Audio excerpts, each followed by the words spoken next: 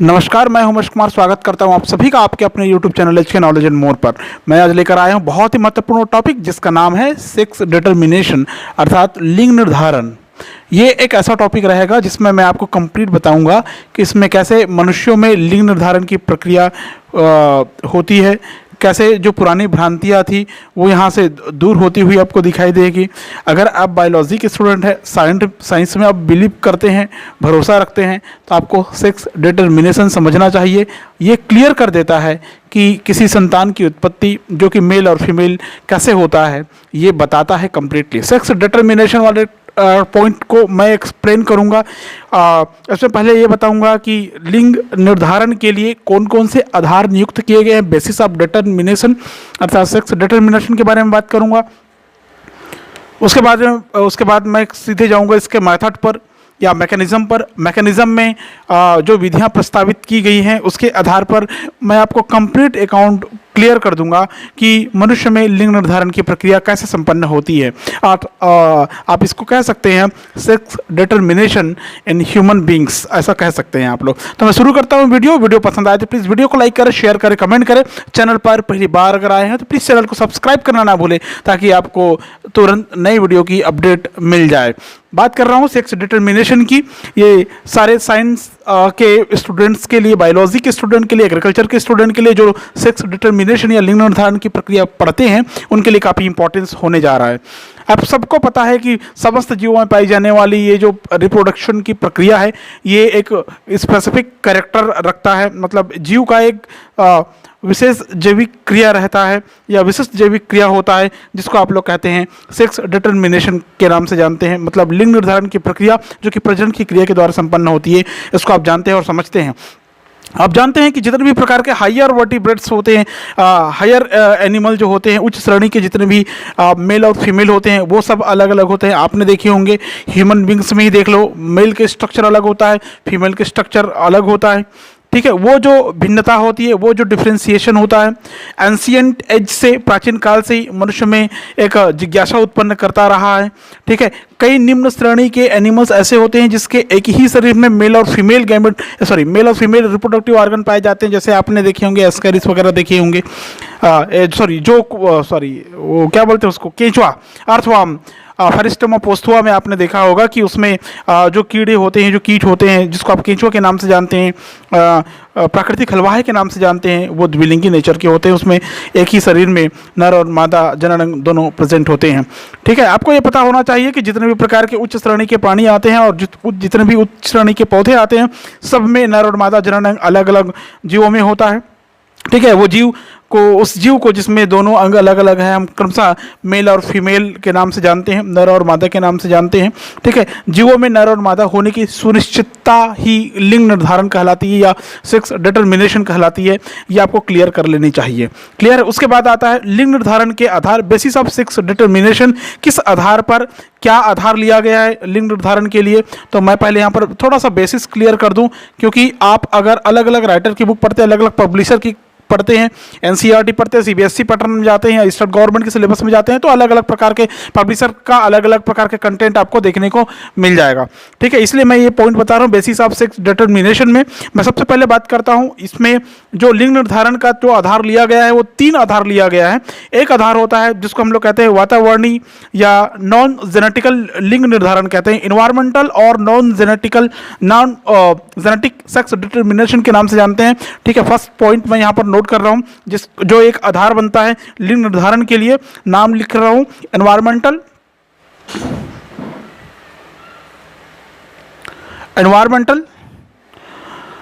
और non genetic sex determination.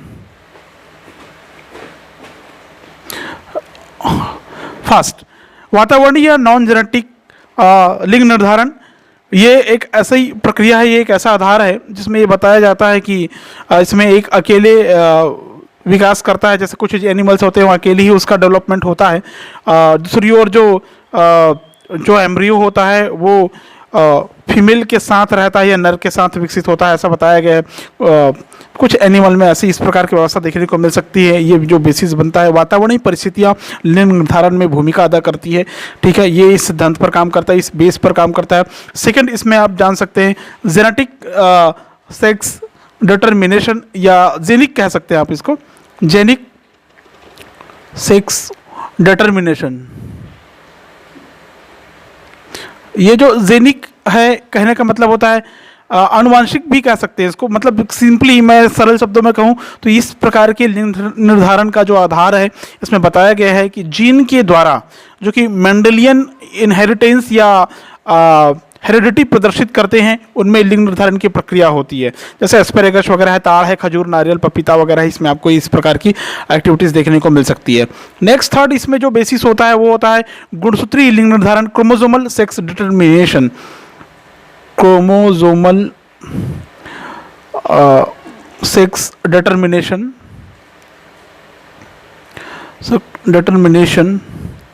Clear है। गुणसूत्रीय लिंग निर्धारण की प्रक्रिया का जो सूत्रपात जिन्होंने किया था या उसका प्रतिपादन किया था इस सिद्धांत का, विल्सन और स्टीवेंस का नाम आता है इसमें। 1905 में इसमें जो साइंटिस्ट के नेम आता है, एक है 1905 के लगभग एक साइंटिस्ट, दो scientist, Wilson and Stevens, Wilson and Stevens. ठीक है, इन्होंने लिंग निर्धारण की गुणसूत्री सिद्धांत का प्रतिपादन किया था। उसके इससे पहले ही एक और साइंटिस्ट रहे हैं, उसका नाम है हैकिंग। एक्स और वाई गुणसूत्र की खोज हो चुकी थी 1891 में। ये 1891 के आसपास, 1891 के आसपास एक साइंटिस्ट थे हैकिंग। ये जो हैकिंग नामक साइंटिस्ट थे, इन्होंने फायरफ्लाई, किसमें? फायरफ्लाई, याद रखेंगे आप लोग, फायरफ्लाई में जनन, इनकी जो रिप्रोडक्टिव सेल्स है, जनन कोशिका है, उसमें एक्स बॉडी की खोज की थी। किसकी? एक्स बॉडी डिस्कवर किया था, याद रखेंगे। ठीक है, इसी प्रकार वाई बॉडी की खोज स्टीवेंस ने की थी।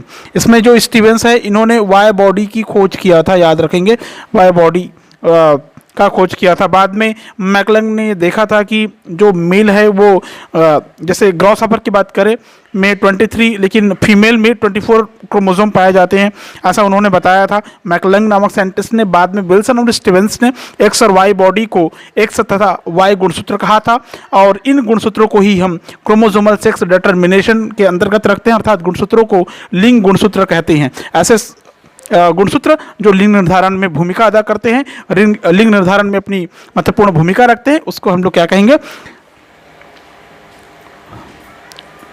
लिंग गुणसूत्र कहेंगे, सेक्स क्रोमोसोम कहेंगे। क्लियर है? ये जो लिंग गुणसूत्र है या लिंग सेक्स क्रोमोसोम की बात करते हैं हम लोग, ये एक ऐसे गुणसूत्र होते हैं, ऐसे क्रोमोसोम होते हैं। यहीं से अब हमको आगे बढ़ना पड़ेगा। मैंने कहा था इस वीडियो की स्टार्टिंग में कि सेक्स डिटर्मिनेशन की प्रक्रिया को हम बताएंगे। इसमें हमको पता होना चाहिए, एक होता है सेक्स क्रोमोसोम। क्या होता है? Sex chromosome, sex chromosomes. ठीक है, लिंग गुणसूत्र। ये जो लिंग गुणसूत्र है, एक ऐसे गुणसूत्र होता है, ऐसे क्रोमोसोम होते हैं जो एकल या संयुक्त रूप से द्विलिंगाश्रयी जीवों में लिंग का निर्धारण करते हैं। या आप याद रखेंगे, आप जो एकल या संयुक्त रूप से द्विलिंगाश्रयी जीवों में लिंग का निर्धारण करते हैं, उन सारे क्रोमोसोम्स को एलोसोम्स भी कहते हैं। आपको पता होना चाहिए। अधिकांश जीवों में दो प्रकार के होते हैं, एक्स और वाई क्रोमोसोम के रूप में होते हैं। ठीक है, अनेक जंतु ऐसे होते हैं जिसमें वाई क्रोमोसोम्स की उपस्थिति मेलनेस अर्थात पुरुषत्व को निर्धारित करता है, ये ऐसा पता चला है। इसके चलते इसे एंड्रोसोम्स भी कहते हैं। मतलब सेक्स क्रोमोसोम में आपको जो दो कंटेंट मिलेगा सेक्स क्रोमोसोम में, एक होगा एक्स एंड देन सेकेंड होगा वाई। क्लियर है? समझ गए? इसमें एक्स और वाई मनुष्य में होते हैं, दो प्रकार के क्रोमोसोम हैं। ठीक है, यदि एक्स होते हैं तो इसको हम लोग कहते हैं फीमेल, और एक्स और वाई हो गया, इसमें वाई के साथ एक एक्स हो गया तो ये हो गया मेल। क्लियर है? तो इसमें जो वाई गुणसूत्र है, ये वाई गुणसूत्र है, ये मेल का निर्धारक है। किसका निर्धारक है? मेल डिटरमाइन करता है। इसको मेलनेस से संबंधित गुणसूत्र कहते हैं। इसको एंडोसोम भी कहते हैं, आपको पता होना चाहिए एंडोसोम।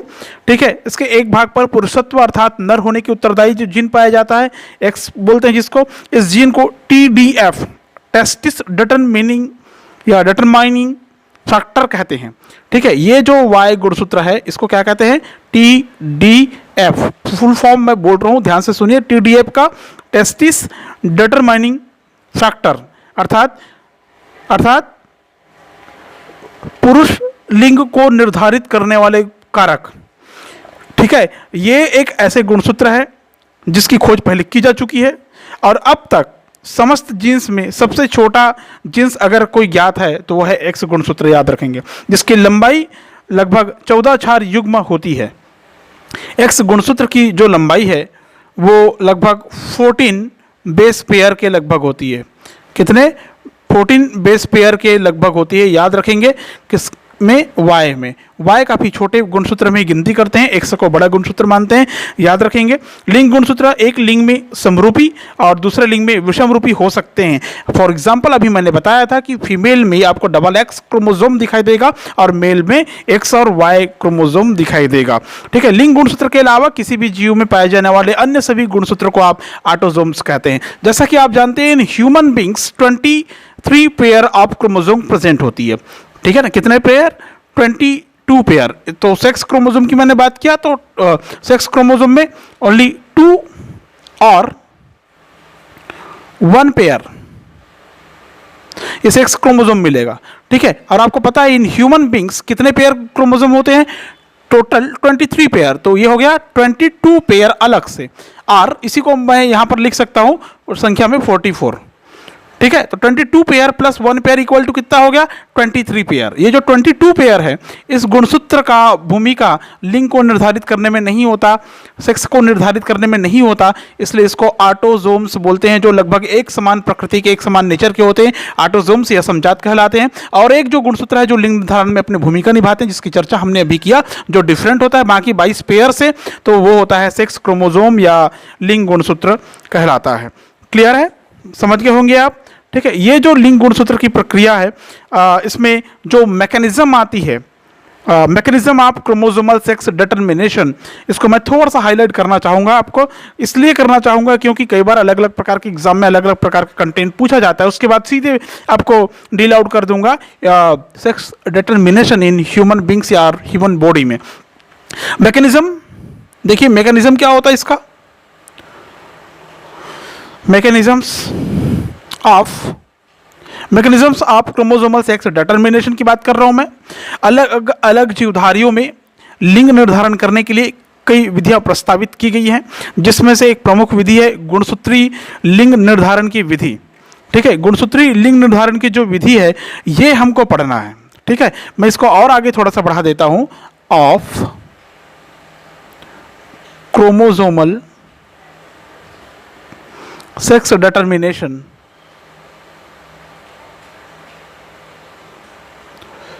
ठीक है, आप समझ गए होंगे आप। मतलब गुणसूत्री लिंग निर्धारण की क्या क्या विधियां हैं। पहला ही विधि आती है, पहले विधि के बारे में चर्चा करते हैं, क्रोमोसोमल सेक्स डिटरमिनेशन। इसमें जो फर्स्ट आता है ये होता है क्रोमोसोमल। क्या होता है? Chromosomal sex determination. Chromosomal sex determination होता है, मतलब इसको बोलते हैं गुणसूत्री लिंग निर्धारण की प्रक्रिया बोलते हैं। कार्ल कॉरेंस नामक जो साइंटिस्ट था, इन्होंने लिंग निर्धारण में गुणसूत्र की भूमिका का वर्णन किया था। साइंटिस्ट का नाम आप नोट कर लें तो ज़्यादा बेटर है। कार्ल कॉरेंस नामक साइंटिस्ट ने, ठीक है, 1906 में 1906 में लिंग निर्धारण गुणसूत्र में गुणसूत्र के द्वारा लिंग निर्धारण की प्रक्रिया को प्रस्तावित किया था या समझाया था। ठीक है, फर्स्ट क्रोमोसोम सेक्स डिटरमिनेशन। ठीक है, सेकंड आता है इसमें जीन बैलेंस के द्वारा, जीन संतुलन द्वारा। ठीक है, सेकंड इसमें आता है जीन बैलेंस के द्वारा, जीन बैलेंस के द्वारा। जीन बैलेंस के द्वारा यह केल्विन ब्रिजेस के द्वारा दिया गया है। किसके द्वारा दिया गया है? केल्विन ब्रिजेस के द्वारा 1926 में दिया गया था, केल्विन ब्रिजेस के द्वारा।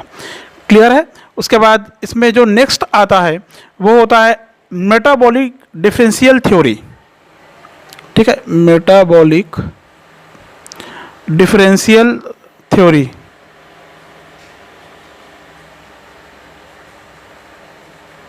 इसका मतलब होता है उपापचयिक विभेद सिद्धांत, जो कि क्रू नामक साइंटिस्ट ने पहले दिया था।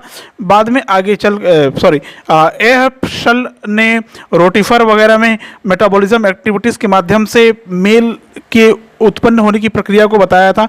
बाद में क्रू नामक साइंटिस्ट ने भी बताया था कि लिंग एक कार्यकी साम्य विभाजन है जो कि एनाबॉलिज्म और कैटाबॉलिज्म के कारण होती है। बाद में रिडल नामक साइंटिस्ट ने भी बताया था कि जो पिजियन होता है, कबूतर होता है, उसमें भी उस प्रकार की व्यवस्था होती है जीन निर्धारण के लिए। इसमें जो जीन बैलेंस की बात कर रहा हूँ मैं, ये ड्रोसोफिला मेलॉन्गेस्टर में पाई जाती है या हो जाती है या देखने को मिलता है, ठीक है। और फोर्थ जो आता है इसमें, फोर्थ मैकेनिज्म जो आएगा वो होता है हार्मोनल थ्योरी।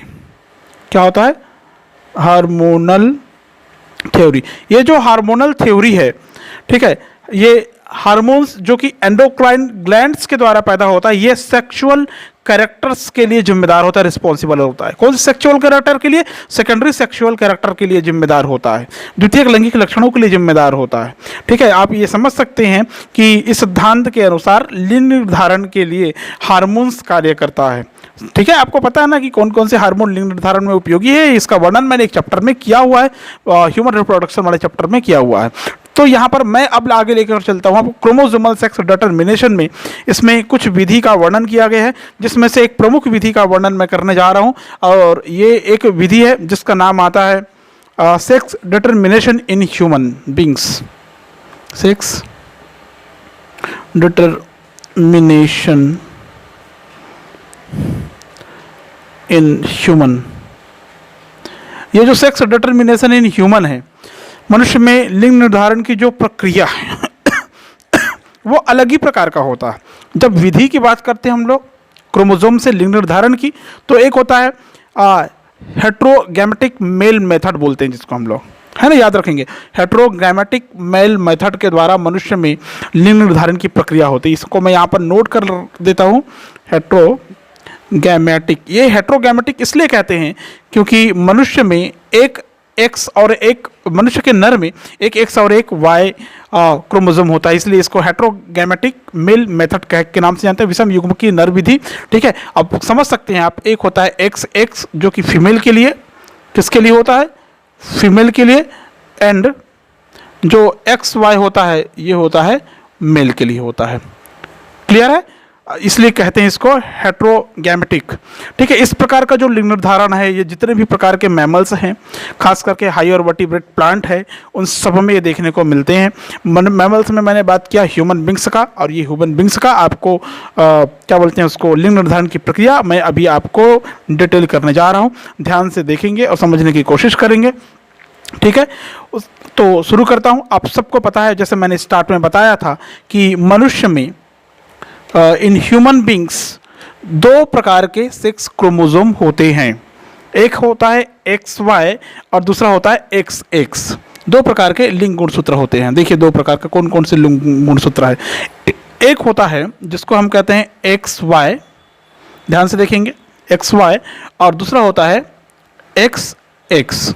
क्लियर है? दो, ये जो एक्स एक्स एक्स वाई है और एक्स वाई है, ये दोनों एक और एक दो, मतलब one pair, then one pair, ये दोनों एक एक जोड़ी का प्रतिनिधित्व करता है, एक एक जोड़ी गुणसूत्र को बताता है जो कि लिंग गुणसूत्र है। अब चूंकि आपको पता है कि मनुष्य में 22 पेयर अर्थात संख्या में 44 क्रोमोसोम ऑटोसोम्स रहता है, तो इसमें भी 44 ऑटोसोम्स होगा, ठीक है। इसको हम यहाँ पर नोट करते हैं, इसको हम कहते हैं फादर, ठीक है, इसको हम कहते हैं मदर।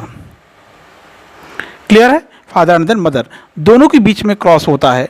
तो जब गैमेट का फॉर्मेशन होता है तो गैमेट कैसे प्राप्त होंगे, वो देखिए कि गैमेट कैसे मिलेगा आपको। तो इसमें जो गैमेट मिलेंगे, इससे जो गैमेट मिलेगा, वो जो गाइनोस्पर्म जो बनेगा वो कैसे बनेगा, जाइनोस्पर्म और एंडोस्पर्म जो बनेगा वो कैसे बनेगा, देख सकते हैं आप लोग, ठीक है। यहाँ से जो दो गैमेट बनेगा वो कैसे कैसे बनेगा, ये बनेगा एक 22 प्लस एक एक्स सिंगल एक्स, 22 प्लस एक एक्स, देन सेकेंड 22 प्लस एक वाई, तो ये हो गया आपका 2 गैमेट, 1 एंड देन 2। क्लियर है?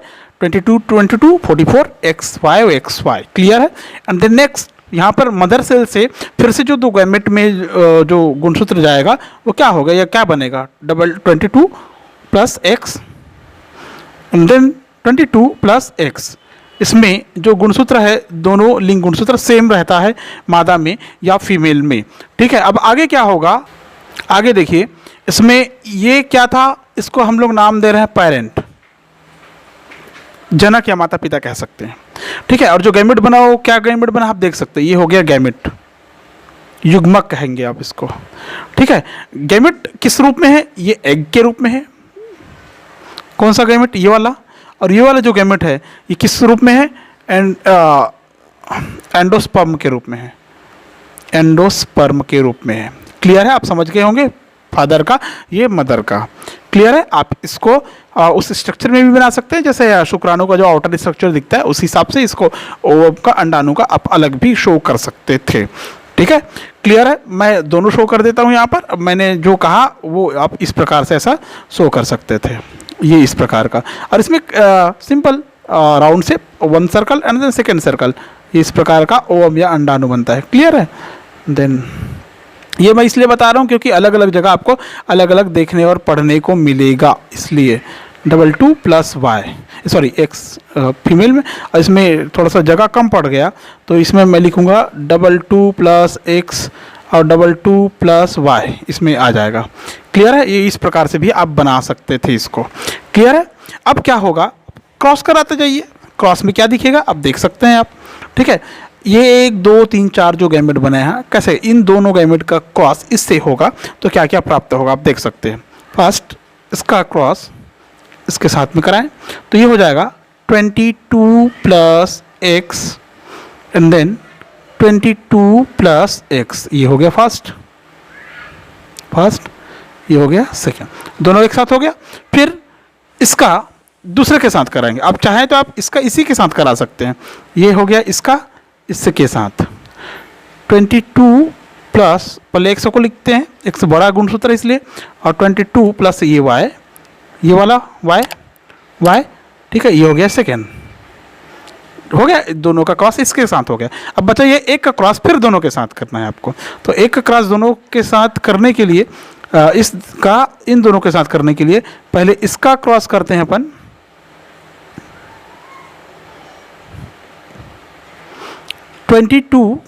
ये एक्स है तो पहले एक्स को उतार लें, फिर एक्स 22 प्लस एक्स, ये हो गया फर्स्ट, ये हो गया सेकेंड, ये 1 2 3 दिखाई दिया।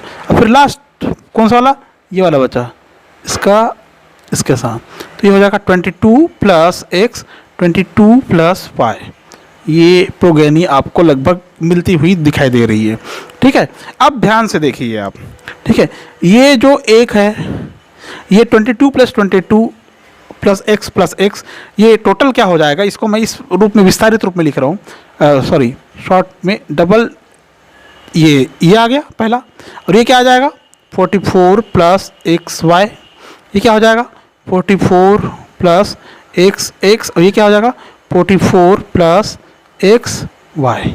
क्लियर है, अब ध्यान से देखिए, अब इसमें क्या क्या मिला आपको, ये हो गया first, second, third and the last 4, ये प्रोगेनी प्राप्त हो रहा है ना आपको, संतति प्राप्त हो रही है। अब पढ़िए, आप इसमें पढ़ सकते हैं, ये जो डबल एक्स है ये डबल एक्स है,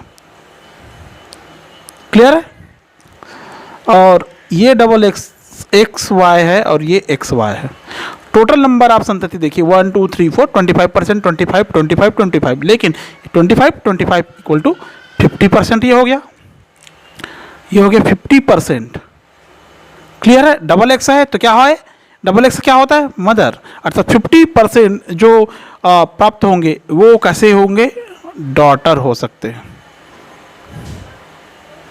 ठीक है, और यहाँ पर जो दिखाई दे रहा है आपको 25%, ये भी 50% जो प्राप्त होगा ये किस रूप में होगा, ये सन के रूप में होगा। ठीक है, मतलब 50% सन, 50% सन और 50% डॉटर होने की संभावनाएं रहती है। मतलब यहाँ पर जो मिथक है कि लिंग का निर्धारण भगवान करता है, ऐसा नहीं है, या कोई मिथक है ऐसा नहीं है। आप समझ लीजिए कि यह लिंग के निर्धारण में गुणसूत्र की प्रमुख भूमिका होती है, तब जाकर इस प्रकार संतान उत्पन्न होता है। क्लियर है, आप समझ गए होंगे। ये था हेट्रोगैमेटिक मेल में, ठीक है। अब इस हेट्रोगैमेटिक मेल में XY और X आपने देखा, ठीक है। और इसके बाद मैं इसी में आगे बढ़ जाता हूँ। मैं इसके आगे मैं इसको ऐसा डिवाइड कर देता हूँ। इसी के आगे जो सेकंड आता है, ये अगर मैं इसको फर्स्ट कहूँ तो इसमें सेकंड आता है XX एंड XO में, ठीक है। ये फीमेल और ये मेल जो मेथड है, ये जितने कुछ इंसेक्ट वगैरह होते हैं, कुछ बग्स वगैरह होते हैं, कॉकरोच, ग्रॉसहॉपर वगैरह होते हैं, उसमें इस प्रकार की व्यवस्था से लिंग निर्धारण होता है, ठीक है। नेक्स्ट एक और होता है जिसको हम लोग बोलते हैं, जैसे पक्षी वर्ग है, एबीज है, फिशेस है, जो कुछ रेप्टाइलियंस है, उनके लिए ZW एंड ZZ, ठीक है। इस प्रकार की विषम युग्म की अवस्था देखने को मिल सकती है। ये किस में देखने को मिलेंगी? कुछ एबीज मतलब पक्षियों वर्ग में, फिशेस में देखने को मिलेंगी, फिशेस में, रेप्टाइल्स में देखने को मिलेंगे, ठीक है। और नेक्स्ट फोर्थ इसमें आता है, नेक्स्ट आता है इसमें ZO female and ZZ male, ठीक है। ये जो अवस्था मिलेगी आपको बटरफ्लाई में मिलेगी। किस में मिलेगी? बटरफ्लाई में एंड मॉथ वगैरह में मिलेगी, ठीक है। नेक्स्ट और होता है इसमें जो होता है 2N फीमेल, ऐसा कर रहा हूँ मैं, एंड N मेल, मेल, ठीक है। इस विधि के द्वारा भी लिंग का निर्धारण होता है। जैसे बीज वगैरह है ना, कौन से बी? हनी बी है ना, याद रखोगे, हनी बी है, ठीक है। एंट वगैरह में, चींटी वगैरह में, टर्माइट्स, दीमक वगैरह में इस प्रकार के लिंग का निर्धारण आपको देखने को मिलेगा या पढ़ने को मिलेगा।